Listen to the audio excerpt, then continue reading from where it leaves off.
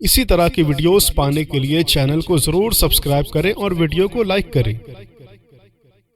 الصلاة والسلام علیک یا رسول اللہ، الصلاة والسلام علیک یا نبی اللہ، الصلاة والسلام علیک یا حبیب اللہ، وعلی آلک واصحابک یا نور اللہ، صلی اللہ تعالی علیہ وسلم۔ آج الحمدللہ 25ویں تراویح اور 26واں پارہ ہم نے اللہ کی توفیق سے سماعت کرنے کی سعادت حاصل کی ہے۔ آج ہم جس سورہ مبارکہ کا خلاصہ پیش کرنے کی سعادت حاصل کریں گے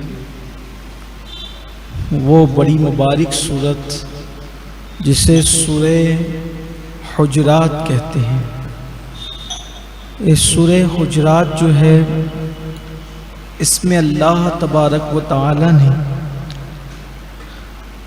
اپنے محبوب روح کائنات، جان کائنات، جان ایمان، مصطفیٰ جان رحمت صلی اللہ علیہ وآلہ وصحبہ وبارک وسلم کا ادب ہمیں سکھایا ہے، اور حضور علیہ السلام کا ادب نہ کرنے پر کیا نقصان ہے اس کو بتایا ہے۔ پھر اس کے بعد اس میں مزید احترام رسول اور تعظیم مصطفیٰ جان رحمت صلی اللہ علیہ وآلہ وسلم کے بعد صحابہ کرام کے دلوں کی کیفیت بیان کی ہے کہ ان کے دل کے حالات کیا ہیں۔ پھر اس کے بعد اللہ تعالیٰ نے اسلامی معاشرے میں صلح اور اتحاد و اتفاق کا کیا تصور ہے اس کو بیان کیا۔ پھر اللہ تبارک و تعالیٰ نے غیبت کی مذمت بیان فرمائی اسی سورہ پاک میں۔ پھر برادری کا کیا تصور ہے اسلام میں اس کو بیان کیا۔ ان ساری چیزوں کو، اور عرب میں جو کچھ قبائلی عصبیت تھی اس کے حوالے سے اسلام کا کیا نظریہ ہے اللہ پاک نے اس کو بیان فرمایا۔ آغاز کرتے ہیں، اللہ تعالیٰ فرماتا ہے یہ سورہ چونکہ مدنی ہے، مدینہ منورہ میں نازل، اور بالکل آخری دور کی یہ سورہ پاک ہے، یعنی یہ 9 ہجری میں تقریباً اس کا نزول ہے، اور 11 ہجری کے اندر اللہ کے حبیب علیہ السلام نے پردہ فرمایا اور حضور علیہ السلام دنیا سے رخصت ہوئے۔ اللہ تعالیٰ فرماتا ہے ایمان والوں سے کہ اے ایمان والو، اللہ اور اس کے رسول سے آگے نہ بڑھو، اور اللہ سے ڈرتے رہو، اور اللہ سنتا جانتا ہے۔ ایک چیز ہے کہ اگر 2 لوگ چل رہے ہوں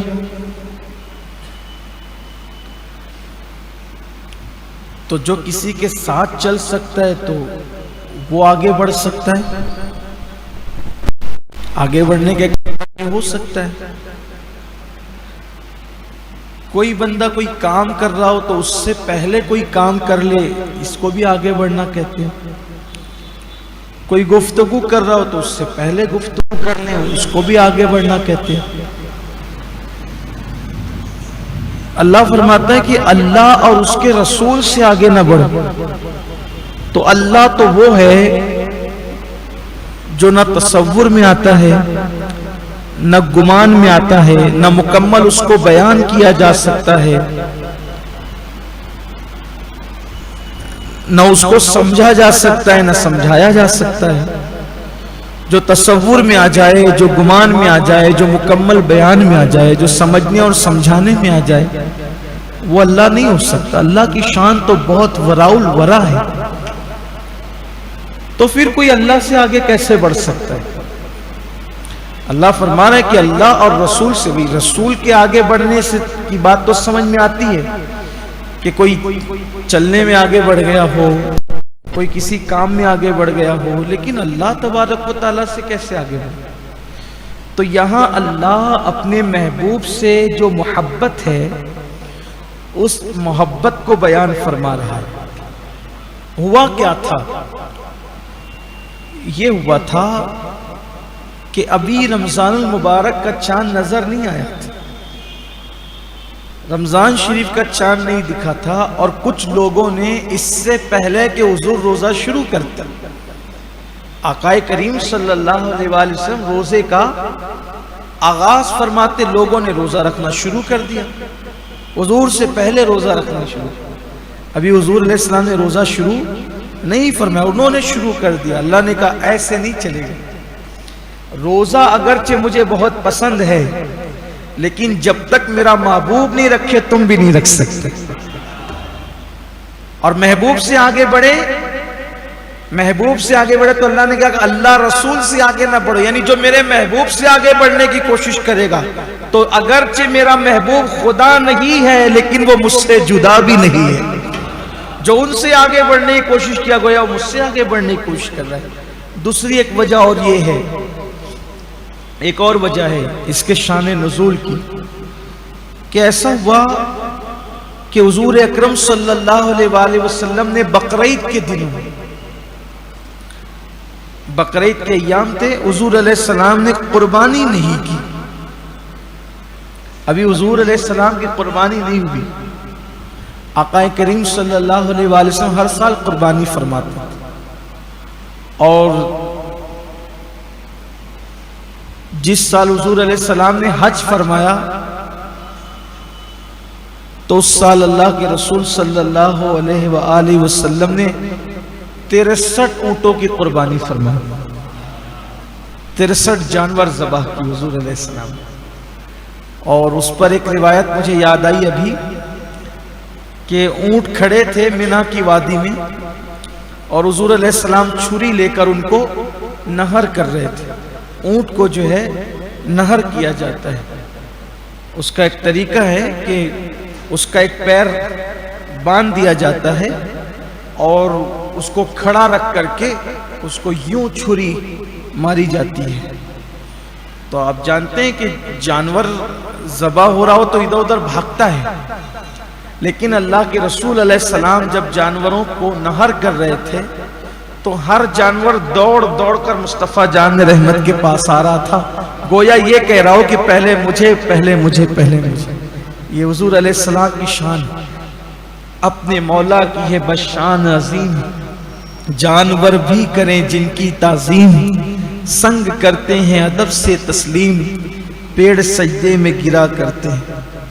تو آقا کریم صلی اللہ علیہ وآلہ وسلم نے ابھی قربانی نہیں فرمائی تھی, اور ایک صاحب نے حضور سے پہلے قربانی کر دی, اپنا جانور حضور سے پہلے, ابھی حضور علیہ السلام کی قربانی باقی انہوں نے ذبح کر دیا. آیت آ گئی کہ ایسے نہیں چلے گا, یہ قبول نہیں ہے. جب تک میرا محبوب قربانی نہیں کرے اس وقت تک تم بھی قربانی نہیں کر سکتے. تو اب انہوں نے عرض کیا کہ یا رسول اللہ مجھ سے تو غلطی ہو گئی, اب میں نے تو جانور ذبح کر دیا, لیکن اب دوسرا جانور میرے پاس نہیں ہے, تو یا رسول اللہ میں کیا کروں؟ تو آقا کریم صلی اللہ علیہ وآلہ وسلم نے فرمایا تمہارے پاس اور بھی کچھ ہے؟ کہ حضور 6 مہینے کا بکری کا بچہ ہے میرے پاس, اب کوئی اور جانور نہیں ہے, 6 مہینے کا بکری کا بچہ ہے. آقا نے فرمایا ٹھیک ہے, 6 مہینے کے بکری کے بچے پر ہی قربانی کر دو, تمہاری قربانی مانی جائے گی, لیکن تمہارے سوا کسی کو اور اجازت نہیں ہوگی 6 مہینے کے بکری کے بچے پہ قربانی کرنے کی, کیونکہ بکری کا بچہ کم سے کم 1 سال کا جب تک نہ اس پہ قربانی جائز نہیں ہے. لیکن یہ اختیارات مصطفیٰ جان رحمت ہیں کہ نبی مختار کل ہیں, جس کو جو چاہیں عطا کر دیں.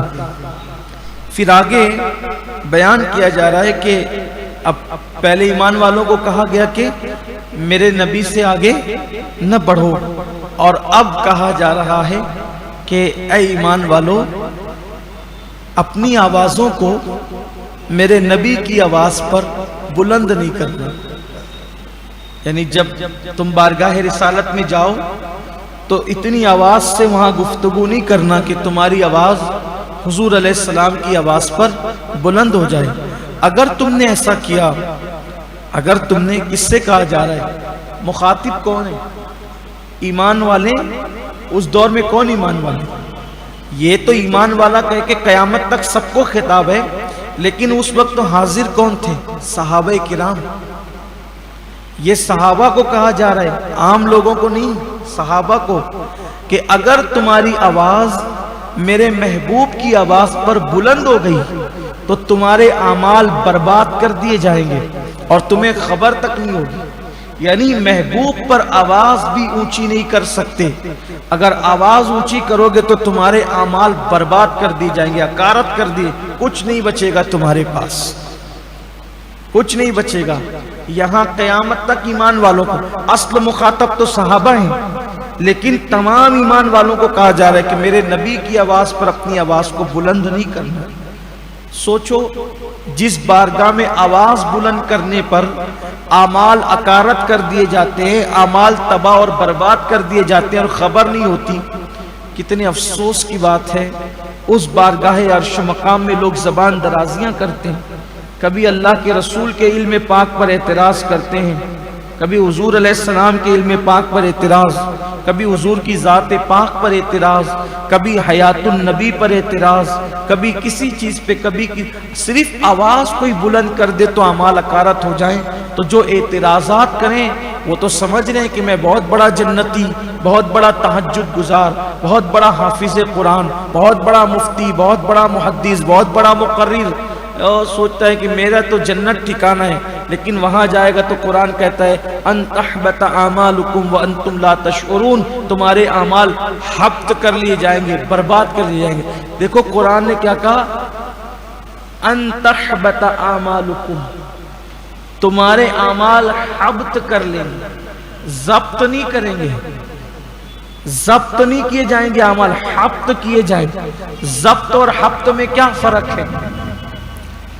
کوئی چیز اگر حکومت کے لوگ چھینتے ہیں تو بولا کہ ضبط کر لیں، لیکن چھین کر اپنے پاس رکھتے ہیں نا. وہ بھئی کوئی ایسی قابل اعتراض چیز اگر کوئی لے جا رہا ہو تو چھین کے رکھ لیا. سمجھ لو کہ بائک پکڑ لی، ضبط کر لی، گاڑی پکڑ لی، ضبط کر لی، ٹرک پکڑ لی، ضبط کر لی، اس کو کہتے ہیں. لیکن ضبط کرنے سے ہوتا کیا ہے؟ آپ پینلٹی بھر دیں تو پھر آپ کی چیز آپ کو واپس مل جائے گی. یہ ضبط کر چونکہ ضبط کی تھی نا، ضبط کی واپس مل جائے گی. اسی طریقے سے اگر آپ کے سورسز اچھے ہیں، تعلقات اچھے ہیں، سورسز لگا لو تو ضبط کی ہوئی چیز واپس مل جائے گی. لیکن اگر کوئی شراب لے کر جا رہا تھا اور حکومت کے نمائندے نے شراب چھینی، چھین کے ضبط نہیں کی، حبط کر دی، اس کا ڈھکن کھولا اور زمین پہ اونڈیل دیا، کیا ہو گیا؟ حبط ہو گیا. اب تعلقات کتنے اچھے ہو، واپس ملنا ہے. پینلٹی بھرو تو واپس ملنا ہے، کیونکہ وہ ضبط نہیں ہوا، وہ تو حبط ہو گیا، یعنی برباد کر دیا گیا. وہ واپس نہیں مل سکتا بلا تمثیل. اللہ فرما رہا ہے میرے محبوب کی آواز پر اپنی آواز کو بلند کرو گے، اعمال ضبط نہیں کروں گا کہ رو دھو کے توبہ کر کے گڑ گڑا کر مانگ لو گے تو واپس دے دوں گا، نہیں، حبط کر لوں گا، سارے وہ ختم کر دیے جائیں گے، مٹا دیے جائیں گے، کچھ نہیں بچے گا تمہارے پاس. اور پھر کیا کہا؟ وَأَنْتُمْ لَا تَشْعُرُونَ، تمہیں خبر بھی نہیں ہوگی، معلوم ہی نہیں پڑے گا. اللہ کیوں معلوم نہیں پڑے گا؟ اگر معلوم پڑے گا تو رو دھو کے توبہ کرنے کی کوشش کرے گا، تو میں بے ادب تجھے معلوم ہی نہیں پڑنے دوں گا کہ تیرے اعمال میں نے برباد کر دیے. تجھے خبر بھی نہیں ہوگی، عمل برباد ہو جائے گا اور یہ عمل کا نشہ لے کر جائے گا کہ میں نے تو اتنے حج کیے، ہر سال عمرہ کیے، ایسا کیا ویسا کیا. وہاں جائے گا تو کہا جائے گا حبیب کی بے ادبی کی تھی، سارے اعمال تیرے برباد ہو گئے. یعنی تجھے توبہ کا چانس بھی نہیں رہے گا، توبہ کا موقع بھی نہیں رہے گا. اس لیے نبی کی بارگاہ میں بہت ادب کا خیال رکھیں. اور آپ سے بھی کہتا ہوں، لوگ بہت خوش ہوتے ہیں کہ میں مدینہ شریف جاتا ہوں، میں مدینہ شریف جا رہا ہوں، میں مدینہ شریف جاتا ہوں. اللہ جانا مبارک کرے اور بار بار نصیب فرمائے. لیکن جانے والوں بڑا امتحان ہے. کہیں غلطی ہوئی گناہ ہوا، کہیں غلطی ہوئی گناہ ہوا، نامہ اعمال میں گناہ لکھ دیا گیا، لیکن اعمال برباد نہیں ہوں گے. اللہ نہ کرے، 1000 بار نہ کرے، استغفر اللہ معاذ اللہ، اگر کسی سے زنا ہو گیا تو زنا گناہ کے دفتر میں زنا لکھا جائے گا، لیکن پڑھی ہوئی نماز باقی رہے گی، زنا کی وجہ سے مٹائی نہیں جائے گی. اگر کسی نے چوری کر لی تو چوری کا گناہ لکھا جائے گا، لیکن کیا ہوا حج نیکیوں کے دفتر میں باقی رہے گا، اس چوری کی وجہ سے مٹایا نہیں جائے گا. یہی تو ہے نا، گناہ بڑھتے جائیں گے لیکن گناہ نہیں نیکیاں نہیں مٹائی جائے گی. گناہ کی وجہ کتنے بھی بڑھ جائے گناہ، نیکی مٹے گی نہیں. لیکن بارگاہ رسالت کے اندر آواز بلند کرنا ایسا گناہ ہے کہ اگر یہ گناہ تم سے ہو گیا تو جتنے زندگی میں گناہ کیے تھے وہ سب کے سب مٹا دیے جائیں گے اور برباد کر دیے جائیں گے. اسی لیے ہمارے بزرگوں نے کہا، اللہ اکبر، ادب کا حیث زیر آسماں از عرش نازک تر، نفس گم کردم می آید جنید و بایزیدی جان. کہ آسمان کے نیچے یہ وہ عظیم آستانہ ہے کہ جہاں حضرت جنید بغدادی اور بایزید بسطامی جیسے لوگ بھی اپنی سانس کو روک کر کے آتے تھے. اپنی سانس روک کر، وہاں سانس لینا بھی بے ادبی سمجھتے تھے، سانس بھی نہیں لیتے تھے، اور اگر سانس لی تو بڑے ادب کے ساتھ سانس لی، آواز نہیں نکلتی تھی ایسی سانس. بلکہ کسی بزرگ نے بیان کیا کہ سید الطائفہ حضرت جنید بغدادی سرکار کی بارگاہ میں آتے ہیں اور تھوڑی دیر رکتے ہیں پھر نکل جاتے ہیں، پھر آتے تھوڑی دیر رکتے ہیں پھر نکل. کسی نے پوچھا یہ بار بار آتے جاتے کیوں ہو؟ تو کہا جتنی دیر تک میں سانس روک سکتا ہوں اتنی دیر تک حضور کے دربار میں رکتا ہوں، جب سانس لینا ہوتا ہے تو یہاں سے چلا جاتا ہوں، اس لیے کہ میں یہاں سانس لینے کو بھی بے ادبی سمجھتا ہوں. یہ ادب تھا، یہ تعظیم تھی. اور جب یہ آیت مبارکہ نازل ہوئی نا کہ میرے نبی کی بارگاہ میں اونچی آواز سے بات مت کرو، تو سیدنا فاروق اعظم رضی اللہ تعالیٰ اتنی آہستہ کلام کرنے لگے تھے کہ لوگ کان لگا کر کے ان سے بات سنتے تھے. اور جب سیدنا ابو بکر صدیق آتے تھے بارگاہ رسالت میں تو اپنے منہ میں پتھر رکھ کر کے آتے تھے، اپنے منہ میں پتھر رکھ کر کے آتے تھے تاکہ بات کرنے میں میری آواز حضور کی آواز سے بلند نہ ہو جائے. حالانکہ باتوں کے درمیان آواز بلند کرنے سے منع کیا گیا ہے، لیکن جیسے بلال حبشی بلند آواز سے حضور کے سامنے اذان دیتے تھے تو یہ تو حضوری کا حکم ہے، تو اس میں کوئی گناہ نہیں. اسی طرح سے جو وہ صحابہ کرام رضوان اللہ تعالی علیہ مجمعین میں حضرت سیدنا حسان بن ثابت حضور کی موجودگی میں بلند آواز سے نعت پڑھتے تھے، یہ بے ادبی نہیں ہے. قرآن پڑھا جاتا تھا، یہ باتوں میں آواز بلند نہ ہو. لیکن ہمارے بزرگوں نے یہ فرمایا کہ اب بھی تم مدینہ منورہ جایا کرو تو کوشش کیا کرو کہ وہاں درود و سلام بھی جب سنہری جالیوں کے سامنے پڑھو آہستہ پڑھو، آواز بلند نہ ہو جائے، دھیرے پڑھو، آواز بلند نہ ہو جائے. وہاں بات چیت بھی اگر کرنی پڑے تو دھیرے کرو، آواز بلند، اعمال برباد ہو جائیں. بزرگوں نے کیسے کیسے ادب کیے، اگر اس کی داستان چھڑے تو بہت وقت لگے، لیکن میں یہ چاہتا ہوں کہ اختصار سے بطور خلاصہ پوری سورہ مبارکہ آپ کے سامنے پیش کر دوں. بڑے خوبصورت مضامین ہیں اور ہماری روزمرہ سے اس کا تعلق ہے، لیکن آج میں بڑی افسوس سے کہتا ہوں کہ جب حاضری ہوتی ہے بارگاہ رسالت میں تو کیا کہوں، بہت صدمہ ہوتا ہے. اب لوگ سنہری جالیوں کی طرف پیٹ کر کے سیلفی لیتے. یہ صورتحال کیوں گئے تھے بھائی؟ اللہ رسول کو ناراض کرنے، سیلفی لے رہے. گھر والے پڑے ہوئے مالیگاؤں میں، ہندوستان میں، ادھر ادھر ادھر، اور وہ حضور کی سنہری جالیوں کے پاس کھڑے رہ کر گھر والوں کو بتا رہے ہیں یہ دیکھو حضور کی جالیاں. تو کیا کر رہا ہے؟ تیری توجہ وہاں ہونی چاہیے. سوچے کس قدر محرومی ہے. ہمارے بزرگوں نے یہاں تک فرمایا کہ سنہری جالیوں کے سامنے جب کھڑے ہو کے سلام پیش کرو تو زبانی سلام پیش کرو، ہاتھ میں کتاب لے کے سلام مت پیش کرو. کیوں؟ کیونکہ تم حضور کے سامنے کھڑے ہو, اللہ کے رسول کے سامنے کھڑے ہو, تو اب کتاب میں دیکھ کے کیا کرو گے؟ ڈائریکٹ سلام پیش کرو. جو بھی آتا ہے ٹوٹے پھوٹے انداز میں, ادھر ادھر مت دیکھو حضور کی بارگاہ میں, اس لیے کہ اب اتنی بڑی بارگاہ میں آپ آ کر کے کھڑے ہو گئے ہو جہاں جبریل امین جیسا فرشتہ بھی اپنے پروں کو سمیٹ کر ادب سے آتا ہے. اس سے بڑی بارگاہ زمین پر اور ہے کہاں؟ جو حضور علیہ السلام کا دربار ہے, وہاں بھی لوگ سر پہ ٹوپی نہیں, پھول اپاڑ کیے جا رہے, کوئی ادب نہیں رہ گیا. پہلے ہمارے بزرگوں کا ادب کیا تھا, کس ادب کے ساتھ وہ حاضری دیتے تھے. اللہ اکبر. آئیے مجھے ایک واقعہ یاد آیا جو ہمارے لیے بے پناہ ادب کا باعث ہوگا. کس ادب کے ساتھ انہوں نے حاضریاں دی ہے اللہ کے رسول علیہ السلام کے دربار میں. حضرت سیدی ابو علی شاہ قلندر بہت بڑے بزرگ ہیں. حضرت شیخ, ان کا اصل نام ہے شیخ شرف الدین, اور ان کو ابو علی شاہ قلندر کہتے ہیں. ابو علی شاہ قلندر کہنے کی وجہ یہ ہوئی کہ آپ کے سیرت نگاروں نے لکھا ہے کہ آپ نے 30 یا 36 سال دریا میں کھڑے رہ کر اللہ کی عبادت کی. جب آپ عبادت کرتے تھے تو مچھلیاں آپ کا گوشت کھاتی. بہت عبادت و ریاضت کی, بڑی محنت کی, جنگلوں بیابان میں, دریاؤں میں, پہاڑوں میں. ایک دن اللہ کی طرف سے ندا آئی, شرف الدین کیا مانگتا ہے مانگ لے, کیا مانگتا ہے مانگ لے. تو انہوں نے کہا کہ مجھے علی جیسا کر دے. انہوں نے کہا کہ مجھے علی جیسا کر دے.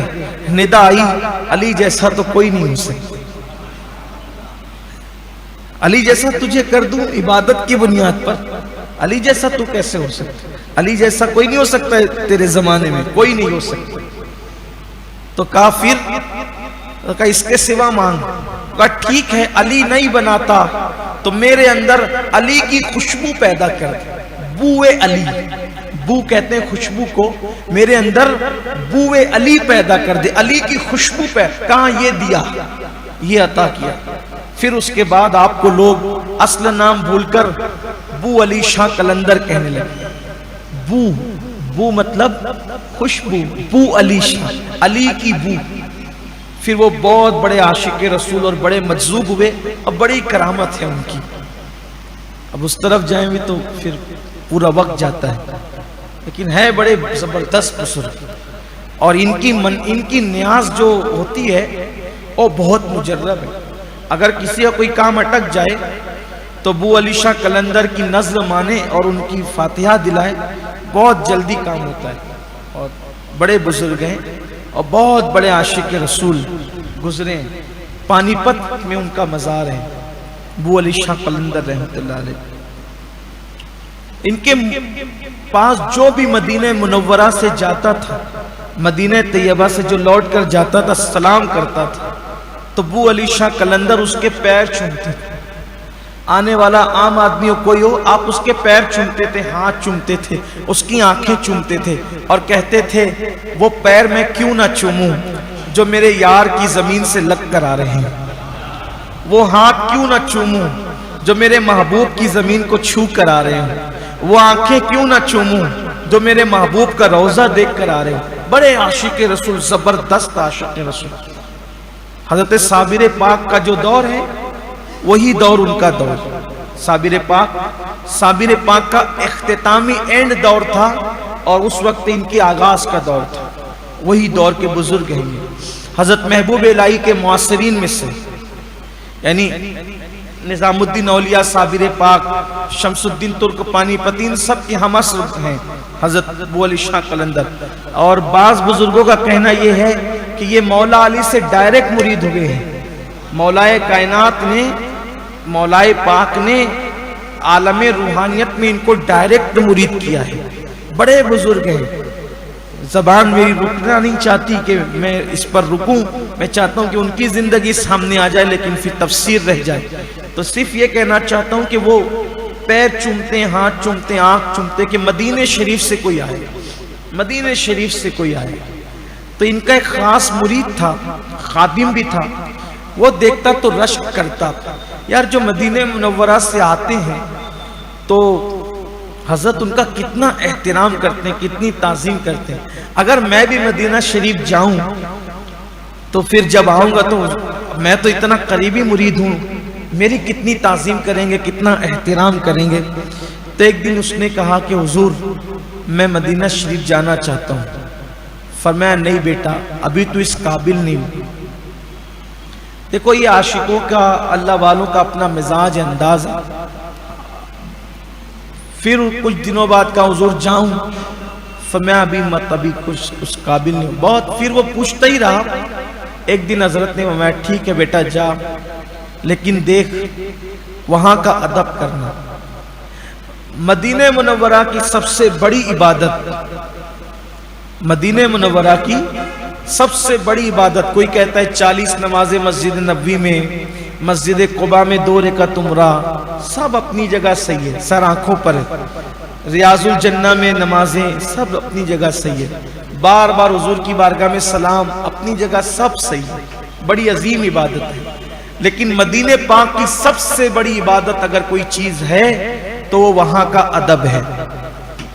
جو ادب کر لیا بہت بڑی بات ہے، ادب نہ کر سکا ناکام ہو کر آیا، امتحان میں تھا ناکام ہو گیا۔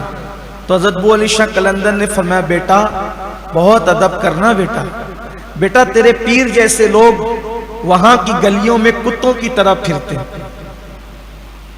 وہاں کی گلیوں کے کتے بہتر ہے بیٹا، ایسی گلیاں ہیں وہ تو بڑی عظیم گلیاں ہیں بیٹا۔ اللہ اکبر۔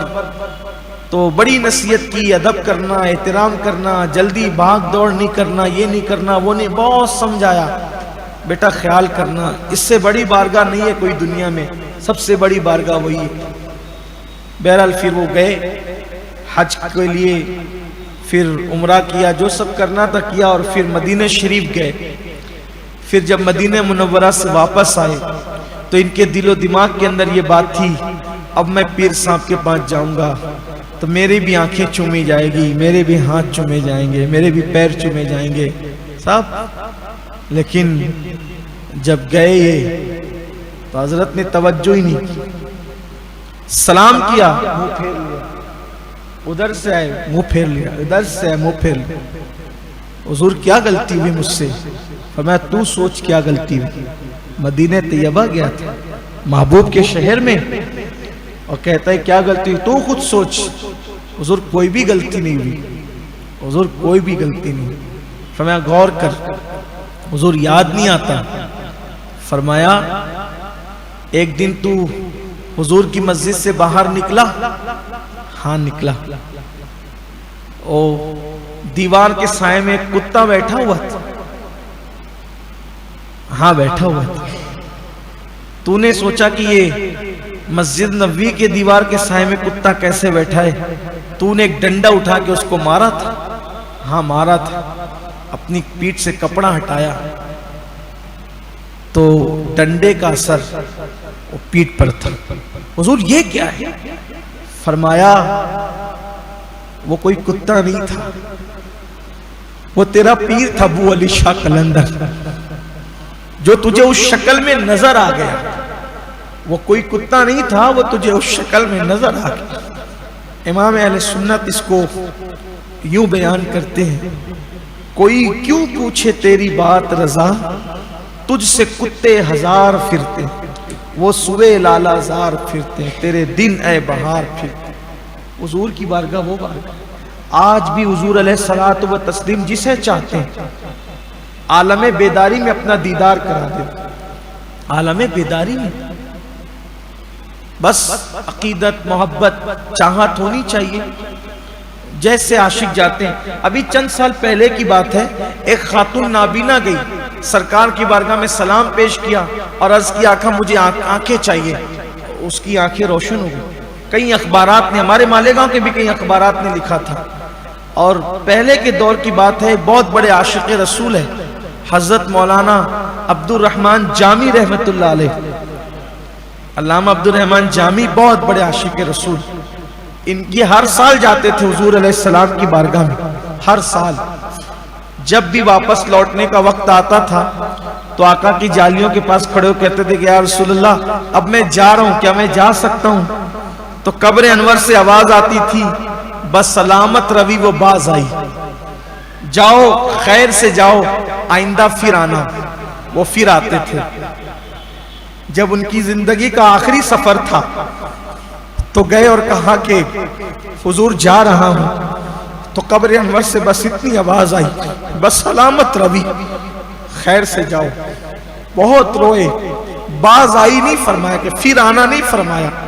پھر اس کے بعد وہ کبھی نہ آ سکے اور ان کا وصال ہو گیا۔ حضور علیہ السلام کی بارگاہ میں جب وہ جاتے تھے تو اگر ان کو بھوک بھی لگتی تھی تو کہتے تھے آقا آپ کا مہمان ہوں، بھوکا ہوں، مجھے کچھ کھلائیے۔ عشق والوں کا اپنا انداز ہوتا ہے، حضور مجھے کچھ کھلائیے۔ بس آنکھ بند ہو گئی، نیند آ گئی، نیند طاری ہو گئی۔ آقا خواب میں آئے، روٹی لے کر آئے، روٹی کا لقمہ اپنے ہاتھ سے کھلائے اور اپنے ہاتھ سے کھلا کر کے بقیہ جو روٹی تھی وہ ہاتھ میں دے دی اور ہاتھ میں دے کر کہا اچھا میں چلتا ہوں۔ عبد الرحمن جامی کہتے ہیں کہ حضور گئے، میری آنکھ کھل گئی تو جو روٹی کا لقمہ میرے منہ میں کھلایا تھا وہ میرے منہ میں موجود تھا اور جو میرے ہاتھ میں روٹی دی تھی وہ میرے ہاتھ میں موجود تھی۔ حضور زندہ ہیں۔ اب چونکہ بات حضور کے روضے کی آئی ہے تو ایک واقعہ علامہ عبد الرحمن جامی کا مجھے اور یاد آیا کہ حضور کے دربار میں ہم جب جاتے ہیں تو جب ہم تیاریاں کرتے ہیں یہ سب انہیں سب پتہ ہوتا ہے، سب معلوم ہوتا ہے، ان کو سب خبر ہوتی، بلکہ ان کے بلائے بغیر کوئی جاتا ہی نہیں، ان کے بلائے بغیر کوئی جاتا ہی نہیں۔ مجرم بلائے آئے ہیں جاؤ کا ہے گواہ، پھر رد ہو کب یہ شان کریموں کے در کی ہے۔ تو حضور کے بلائے بغیر کوئی جا نہیں سکتا۔ جنہیں کوئی وہ کہتا ہے مالدار چلے، یہ چلے، وہ چلے، کوئی الے چلے کچھ نہیں۔ جن کو انہوں نے یاد کیا اور بلایا بس وہی جاتا ہے۔ کوئی مالدار نہیں جا سکتا، نہ کوئی غریب جا سکتا ہے، نہ کوئی عہدے دار جا سکتا ہے، نہ کوئی حمال جا سکتا ہے، وہ جس کو بلائے وہی جا سکتا ہے۔ اب علامہ عبد الرحمن جامی ہر سال جاتے تھے۔ ایک سال انہوں نے کیا کیا، اچھا جب جاتے تھے تو کوئی نہ کوئی نعت لکھ کر لے جاتے تھے ساتھ میں۔ ایک سال ایسا ہوا نعت لکھی اور وہ نعت وہ والی نعت ہے، بہت خوبصورت نعت ہے۔ تنم فرسودہ جاں پارا ز ہجراں یا رسول اللہ۔ یہ نعت جو لکھی وہ فارسی میں، تنم فرسودہ جاں پارا ز ہجراں یا رسول اللہ، دلم پشمردہ آوارا ز اسیاں یا رسول اللہ، چو سوے من گزر آری منے مسکیز ناداری، فدائے نقش نالینت کنم جا یا رسول اللہ۔ کہتے ہیں یا رسول اللہ اگر آپ میرے گھر آئیں گے، میں تو مسکین ہوں، فقیر ہوں، غریب آدمی ہوں، میں آپ کو کیا دے سکتا ہوں، لیکن اتنا ضرور کروں گا جب آپ میرے گھر آئیں گے کہ آپ کی نالین کا جو نقش میرے گھر کے دروازے پر میرے آنگن میں پڑے گا، آپ قدم رکھیں گے تو نالین کا وہ عکس جو ہے، نالین کا نقش جو ہے وہ میرے گھر کے آنگن میں پڑے گا تو میں اس پر اپنی جان قربان کرتا ہوں۔ فدائے نقش نالینت کنم جا یا رسول اللہ، چو سوے من گزر آری من مسکی سے ناداری۔ اور کہتے ہیں ز جام حب تو مستم بزنجیرے تو دل بستم، نمی گویم کے من ہستم سخندہ یا رسول اللہ۔ یا رسول اللہ آپ نے اپنی محبت کا جام مجھے پلایا ہے اور میرا دل آپ کی محبت کی زنجیر میں بندھا ہوا ہے۔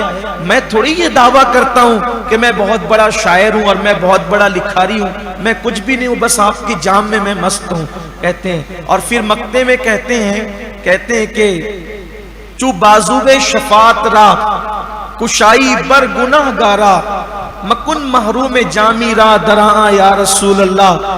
آقا جب آپ شفاعت کے بازو قیامت کے دن اپنے گنہگاروں پر پھیلائیں گے تو آپ اپنے جامی کو بھول مت جانا۔ اور ایک بات اور کہتے ہیں وہ چو روزے، وہ کہتے ہیں کہ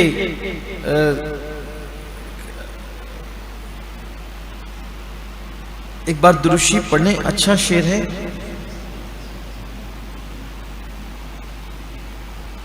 اللہم صلی علی سیدنا مولانا محمد معدن الجود والکرم وآلہ واصحابہ وبارک وسلم صلاۃ والسلام علیکہ یا رسول اللہ صلاۃ والسلام علیکہ یا رسول اللہ۔ اس کا مفہوم یہ ہے کہ یا رسول اللہ میرا چہرہ گناہوں کی وجہ سے سیاہ ہو گیا ہے، میرا چہرہ گناہوں کی وجہ سے سیاہ ہو گیا ہے اور میں بہت شرمندہ ہوں اور شرمندہ ہوں اور شرمندہ ہوں۔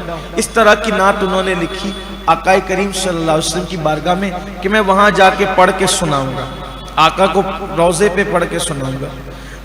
اب یہ آئے تو چونکہ یہ رہنے والے ایران کے تھے، آئے تو اللہ کے رسول علیہ السلام مدینہ منورہ کے جو حاکم تھے، حاکم مدینہ، ان کے خواب میں آقا آئے کہا کہ عبد الرحمن جامی نام کا ایک شخص آ رہا ہے اور اس کو آنے نہیں دینا، وہ آئے تو اس کو واپس کر دینا، اس کو بولنا کہ آپ واپس جا، تو نہیں آ سکتا۔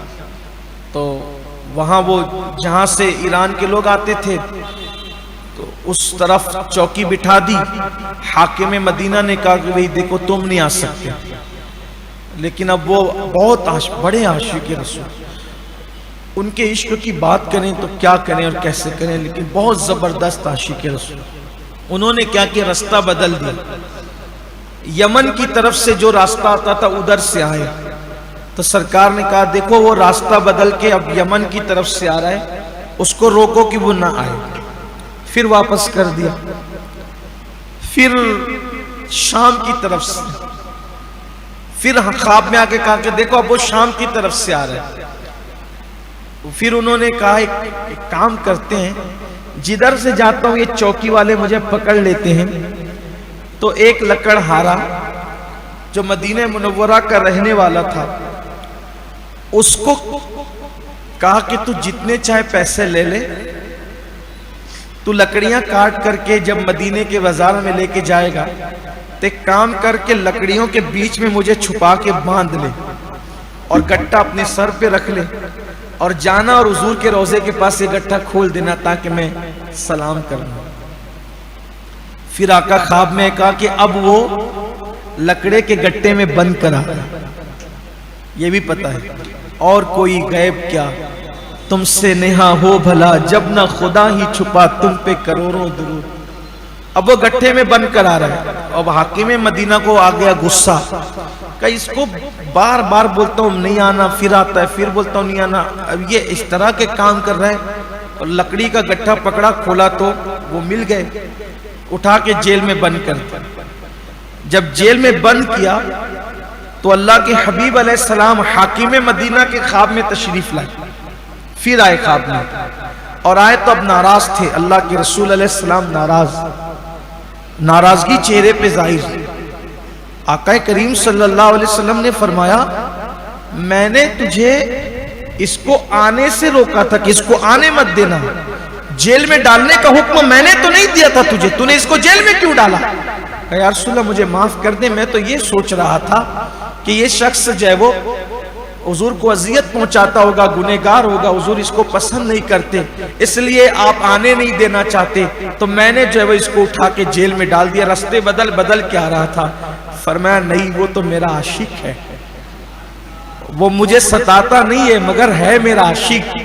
اس نے ایسا کلام لکھا ہے کہ اگر وہ میرے روضے پر آ کر پڑھ دے تو مجھے قبر سے نکل کر اس سے ملاقات کرنی ہو، ایسا کلام اس نے لکھا ہے۔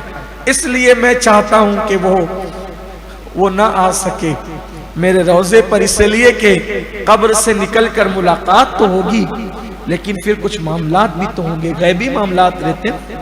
تو بہرحال یہ شان ہے۔ تو حضور علیہ الصلوۃ والتسلیم ابھی بھی جب حضرت سیدی احمد کبیر رفاعی، بہت بڑے بزرگ ہیں سید احمد کبیر رفاعی، ان کا مزار جو ہے وہ عراق میں ہے، ام عبیدہ ایک شہر ہے عراق کا، وہاں ہے۔ جب وہ گئے حضور کے مزار پر تو کہا السلام علیکم یا جدی، سادات میں سے تھے، امام حسین کی اولاد میں سے، السلام علیکم یا جدی، اے میرے دادا جان آپ پر سلام ہو۔ تو جواب آیا وعلیکم السلام یا ولدی، میرے بیٹے تم پہ بھی سلام ہو۔ تو احمد کبیر رفاعی نے کہا ایسے نہیں ہوگا حضور، میں تو سلام آپ کی بارگاہ میں بھیجتا ہوں ہمیشہ اور اپنی روح کو بھیجتا ہوں. آج میں جسم کے ساتھ آیا ہوں سلام پیش کرنے, تو میں بھی آپ کا جسم اطہر دیکھنا چاہتا ہوں. اب صرف پردے سے جواب نہیں سننا چاہتا بلکہ آپ سے مصافحہ بھی کرنا چاہتا ہوں. اب ہاتھ بڑھائیے اور مجھ سے مصافحہ کیجئے. تو لوگوں نے دیکھا کہ ان کی عرضی پر قبر انور سے حضور کا ہاتھ باہر آ گیا اور حضور علیہ السلام نے ان سے مصافحہ کی. جس وقت قبر انور سے ہاتھ باہر آیا اس وقت مسجد نبوی شریف میں سرکار غوث اعظم بھی موجود تھے اور تقریباً 700 اولیاء کرام موجود تھے. یہ حضور کی شان, جو ادب کرتے ہیں وہ کرتے ہیں. لیکن آج جو لوگ جا رہے ہیں اللہ ماشاءاللہ چپل پٹکیں گے, چلا چلا کے بات کریں گے. اور اب تو سیلفی, ایسا لگتا ہے کہ دین دھرم سے سب سے بڑھ کر سیلفی ہو گئی. جو ملا سیلفی. نہ گنبد خضرا کی طرف پیٹ ہو رہی ہے, اس کا کوئی خیال نہیں. روضہ اطہر کی طرف پیٹ ہو رہی ہے, اس کا کوئی خیال نہیں. یہ سب حالات ہے. اللہ لوگوں پہ رحم فرمائے. پہلے جب لوگ علماء سے, سادات سے, بزرگوں سے ملتے تھے تو ان سے کہتے تھے دعا کریں, اور اب ملتے ہیں تو سیلفی. دعا نہیں لینا, سیلفی لینا. کیا کرو گے سیلفی لے کر؟ لوگوں کا یہ حال ہے. اللہ رحم و کرم فرمائے.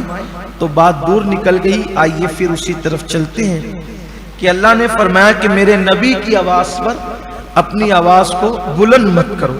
ایک صحابی تھے, تمام صحابہ محتاط ہو گئے تھے, آواز بلند نہیں ہونا چاہیے, سب محتاط ہو گئے تھے. لیکن ان میں ایک صحابی تھے حضرت سیدنا ثابت ابن قیس رضی اللہ تعالی. یہ ثابت ابن قیس جو تھے قدرتی طور پہ ان کی آواز میں تھوڑا ٹائٹ پن تھا, سختی تھی, ہے نا. کچھ لوگ ایسے ہوتے ہیں نا وہ بلند آواز والے, ٹائٹ آواز جن کی ہوتی ہے, دھیرے بھی بولتے ہیں تو ایک دم جو وہ ساؤنڈ تیز رہتا ہے.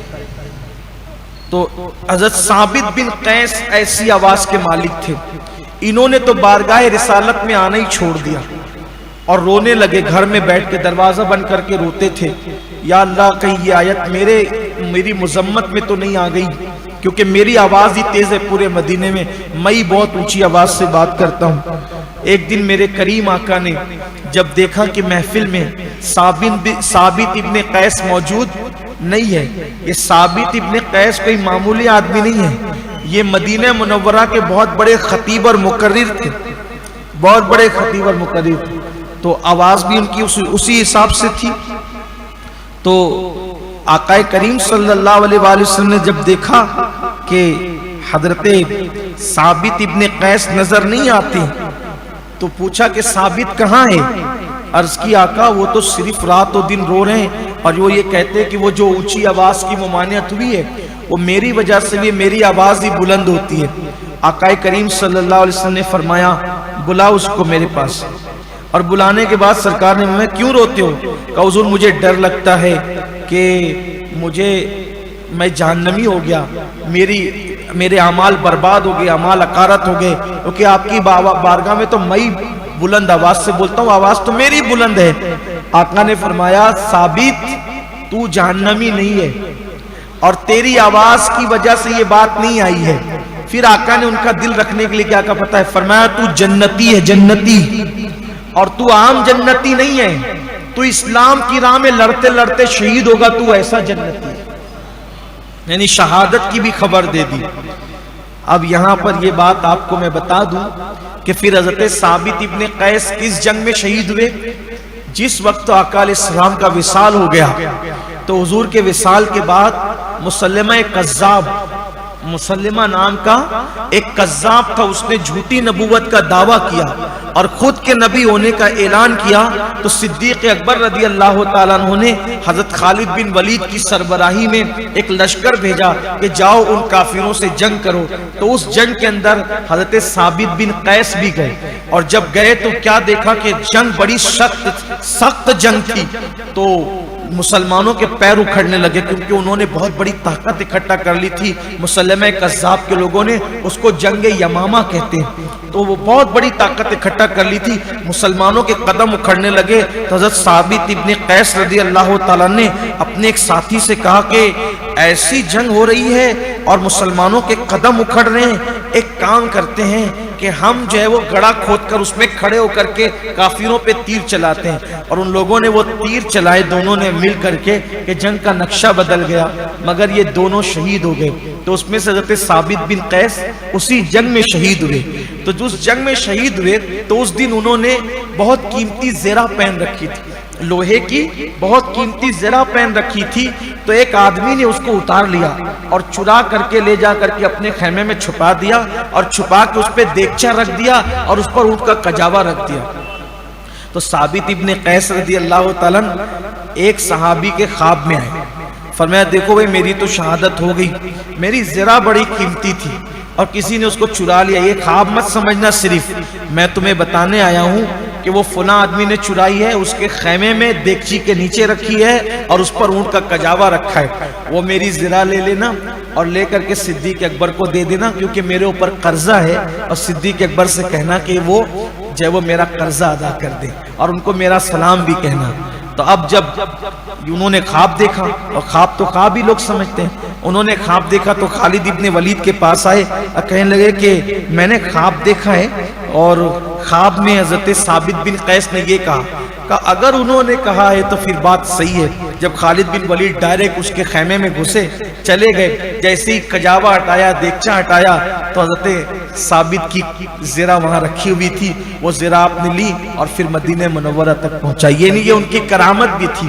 ایسے اللہ والے جو حضور کا ادب کرتے ہیں، اللہ تعالیٰ ان کو یہ کرامتیں بھی عطا فرماتا ہے۔ پھر اللہ تبارک و تعالیٰ نے صحابہ کرام کی تعریف فرمائی، کیونکہ صحابہ نے اپنی آوازوں کو پست کر لیا تھا، منہ میں پتھر رکھ کر آتے تھے، آواز دھیری کر لیے، تو اللہ فرماتا ہے کہ جو میرے محبوب کی آواز، میرے محبوب کے سامنے، میرے محبوب کی بارگاہ میں اپنی آواز کو پست رکھتے ہیں، دھیرے رکھتے ہیں، اللہ نے انہیں تین انعام عطا کیے۔ کتنے انعام دیے؟ 3 انعام۔ نمبر 1 کہ اللہ نے ان کے دلوں کو تقوی کے لیے چن لیا، یعنی وہ متقی لوگ ہیں، جو میرے محبوب کی بارگاہ میں آوازوں کو پست رکھتے ہیں، وہ اہل تقوی ہیں، وہ متقی لوگ ہیں۔ اور پھر اللہ تبارک و تعالیٰ نے فرمایا کہ صرف وہ متقی نہیں ہیں، بلکہ اللہ تبارک و تعالیٰ نے ان کے تمام گناہوں کو بخش دیا ہے۔ محبوب کی بارگاہ میں ادب کرنے کی وجہ سے، آواز کو پست رکھنے کی وجہ سے اللہ نے ان کے دلوں کو تقوی کے لیے چن لیا اور ان کے تمام گناہوں کو معاف فرما دیا۔ اور تیسرا انعام وہ کہ اللہ تعالیٰ ان کو اجر عظیم عطا فرمائے گا۔ پھر ایک واقعے کی طرف اشارہ ہوا، واقعہ یہ تھا کہ بنو تمیم، اس پر میں گفتگو آج مکمل کر لوں گا، حالانکہ بڑے خوبصورت مضامین ہیں اس کے، اور ہماری روزمرہ کی زندگی سے بھی وہ آگے آ رہے ہیں، لیکن چونکہ ہمارا وقت 10 منٹ میں مکمل ہو جائے گا تو میں اس میں جلدی سے میں بات مکمل کر لوں۔ دوسرا اس میں جو واقعہ آیا ہے وہ یہ ہے کہ بنو تمیم کا ایک وفد تھا جو 70 سے 80 افراد پر حضور علیہ السلام سے ملنے کے لیے آیا تھا، ملاقات کے لیے آیا تھا۔ تو آقا کریم صلی اللہ علیہ وآلہ وسلم کی یہ عادت کریمہ تھی کہ حضور علیہ السلام دوپہر کے وقت کسی سے ملاقات نہیں فرماتے تھے۔ حضور اکرم صلی اللہ علیہ وسلم دوپہر کے ٹائم میں ملاقات نہیں فرماتے تھے، وہ وقت حضور علیہ السلام کے آرام کا ٹائم رہتا تھا۔ اور صحابہ کرام کی عادت تھی کہ جب حضور علیہ السلام گھر میں چلے جاتے تو صحابہ حضور کو باہر سے آواز نہیں دیتے تھے، چلاتے نہیں تھے، بلکہ وہ وہاں جا کر کے کھڑے ہو جاتے تھے اور انتظار کرتے تھے کہ حضور باہر آئیں گے تب ملاقات کریں گے۔ کوئی وہاں جا کے چلا نہیں سکتا تھا، ادب تھا صحابہ کو۔ اب یہ بنو تمیم کے لوگ آ گئے، مالدار لوگ تھے، سردار لوگ تھے، تو ان کو پتا چلا کہ اللہ کے رسول علیہ السلام جو ہے وہ گھر میں گئے، تو وہ لوگ زور زور سے چلانے لگے، اے محمد باہر آؤ اور ہم سے ملاقات کرو، باہر آؤ ہم سے ملاقات کرو، باہر آؤ۔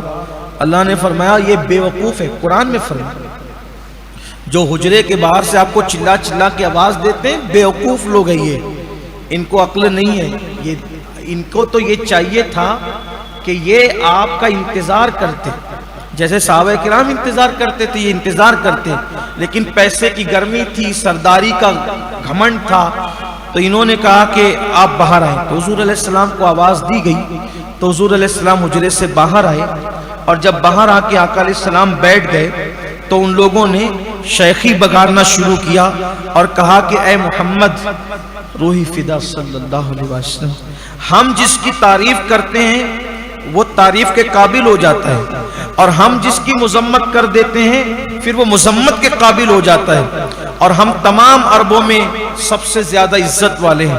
حضور علیہ السلام نے جواب دیا تم جھوٹ بولتے ہو، ایسا نہیں ہے. تم جس کی تعریف کرو وہ تعریف کے قابل ہو جائے، ایسا نہیں ہے.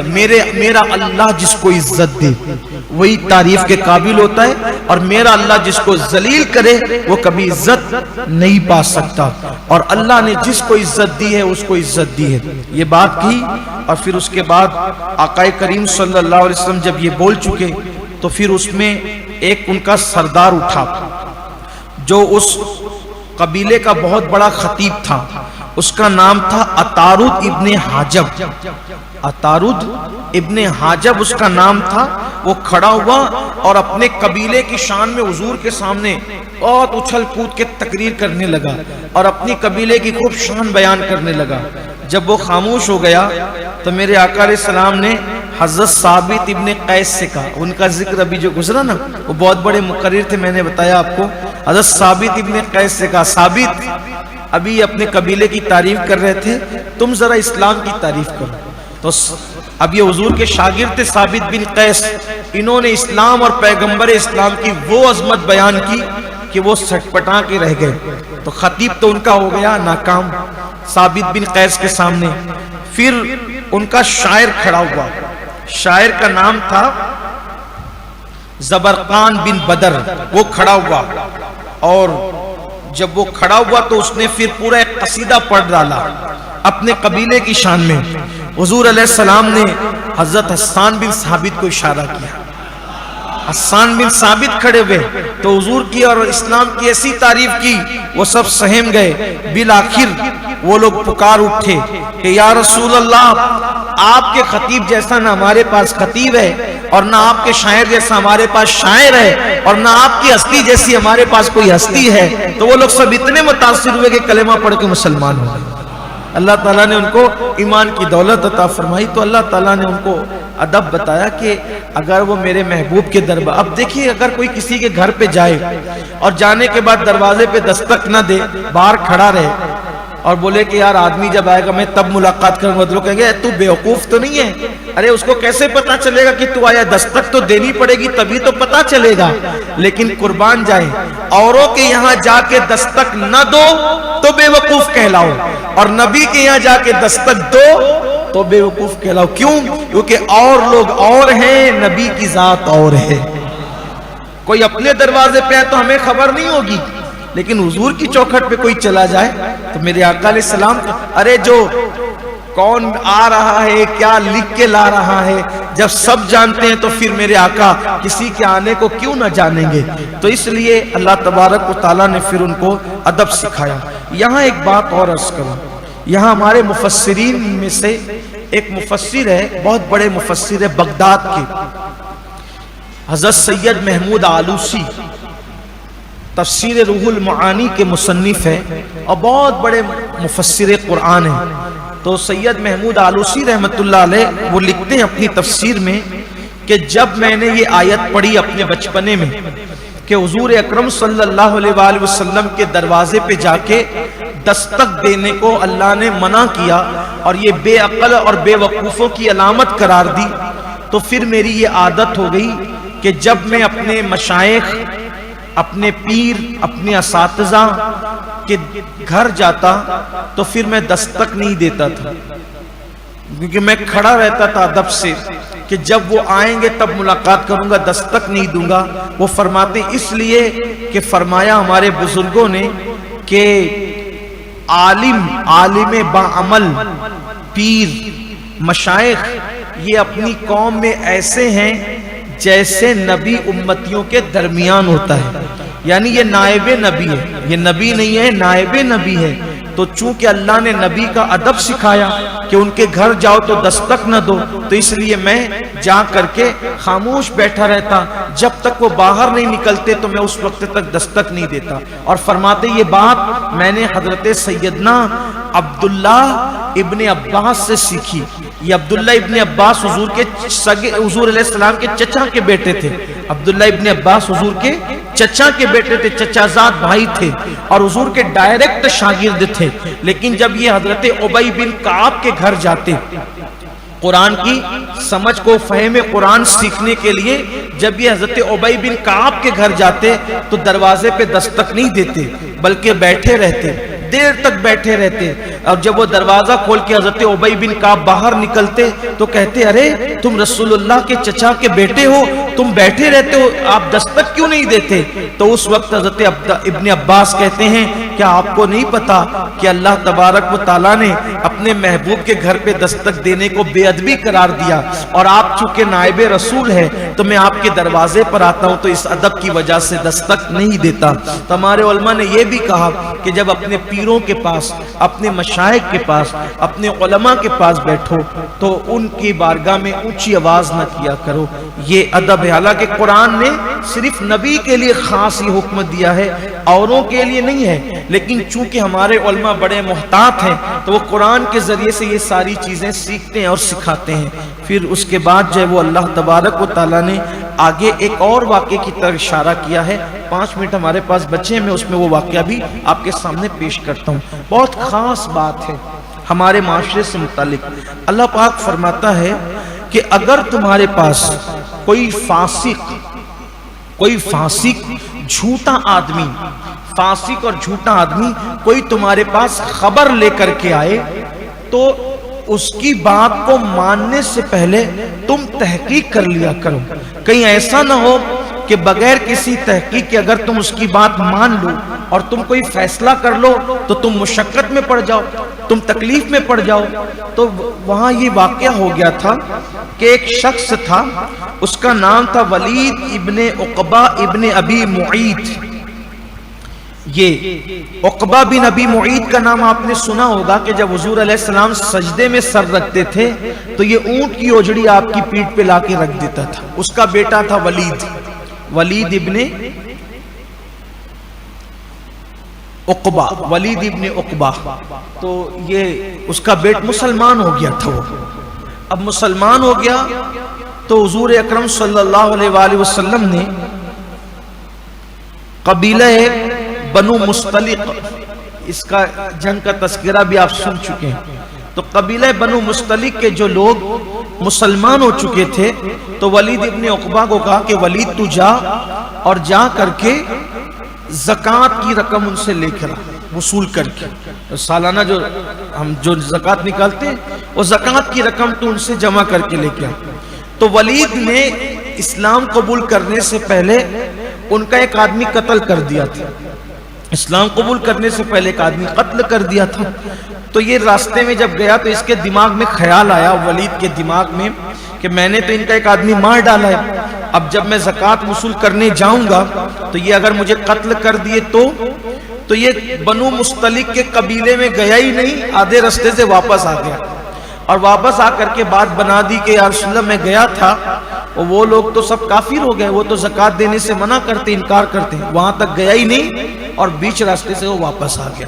واپس آنے کے بعد کہا کہ وہ تو زکوٰۃ دینے سے انکار کرتے، بلکہ میں تو ایسے بھاگتے دوڑتے آیا، وہ تو مجھے مار ڈالنا چاہتے تھے، اپنی جان بچا کر میں واپس آ گیا یا رسول اللہ۔ اب وہاں جو صحابہ تھے نوجوان، وہ جب جذبات میں آ گئے، تلواریں نکال لی اور کہا کہ اگر وہ مرتد ہو گئے، اسلام سے پھر گئے، ہم انہیں مار ڈالیں گے، ان کو جینے نہیں دیں گے، ایسا کریں گے ویسا کریں گے۔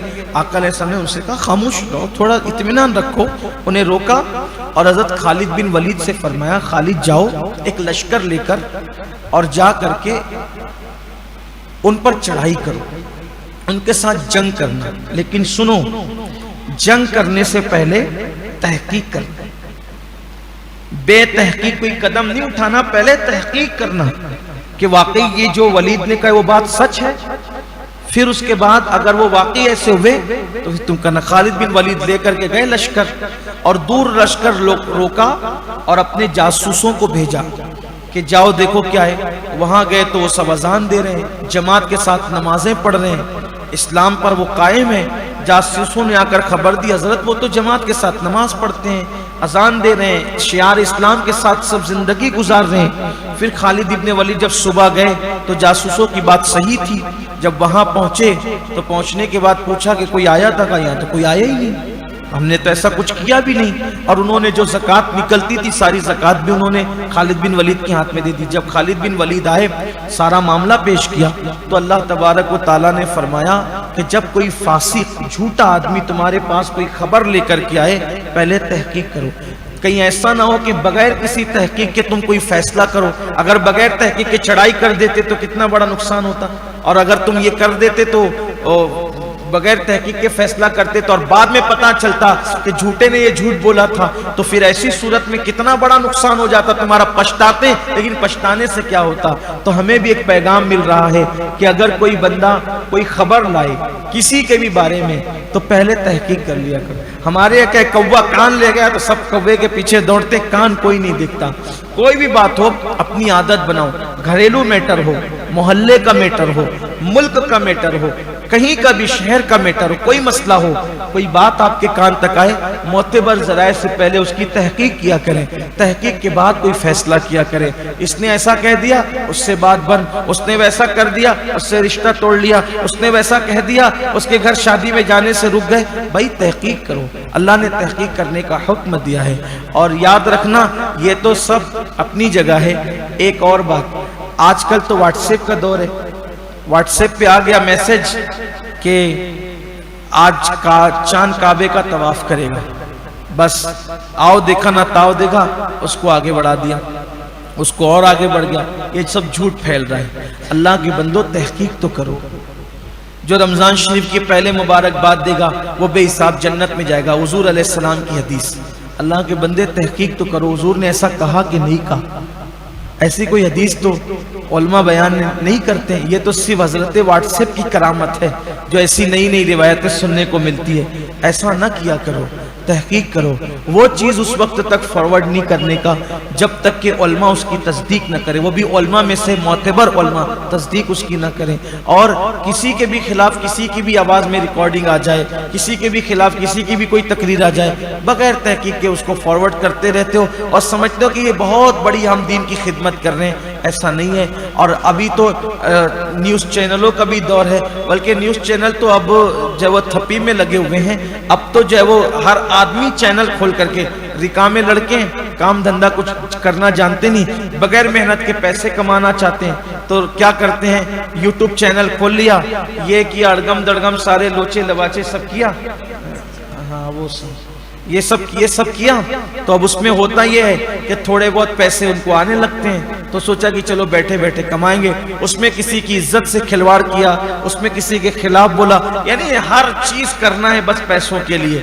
تو ایسے لوگوں کو ہم پرموٹ نہ کریں. وہ لوگ خوب فیک نیوز پھیلاتے رہتے ہیں اور ہم وہی سن کر کے لوگوں کو عام کرتے رہتے ہیں. ایسا نہیں کرنا چاہیے. جو بات کسی بھی شخص کے جھوٹا ہونے کے لیے اتنا کافی ہے, کسی کے بھی جھوٹا ہونے کے لیے اتنا کافی ہے کہ جو سنے بس وہی بغیر تحقیق کے بول دے ایسا آدمی جھوٹا ہے. ایسا نہیں کیا کریں. تھوڑی تحقیق سے کام لے لیا کریں.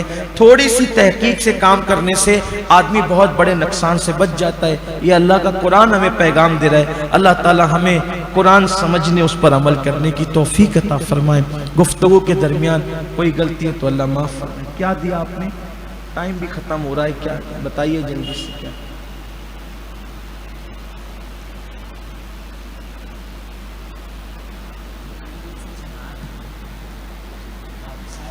ہاں, یہ کہ حضور علیہ السلام کے نام سے لکھا ہے کہ جس شخص کی نمازیں قضا ہوئی ہوں تو رمضان کے آخری جمعہ کے دن 4 نفل سلام کے ساتھ پڑھیں.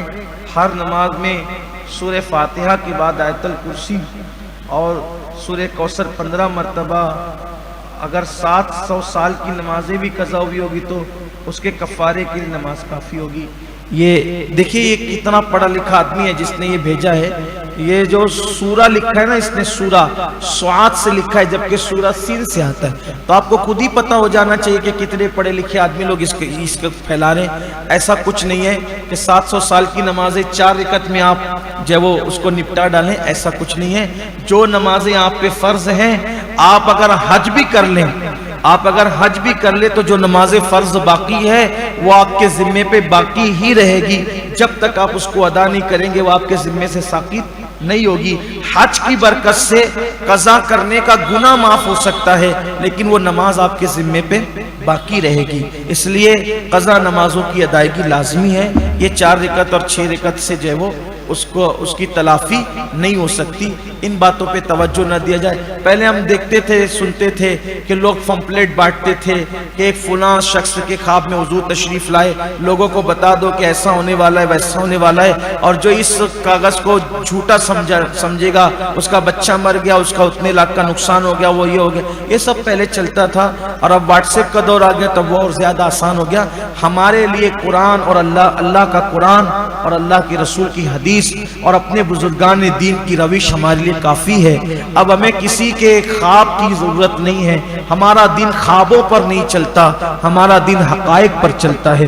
تو جو بھی تعلیم ہے قرآن و سنت میں بیان کر دی گئی ہے، بزرگان دین نے اس کی تشریح کر دی ہے۔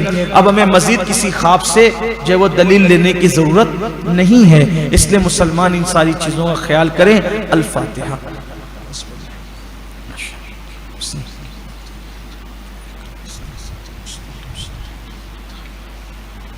ان اللہ وملائکتہ یصلون علی النبی یا ایھا الذین آمنوا صلوا علیہ وسلموا تسلیما۔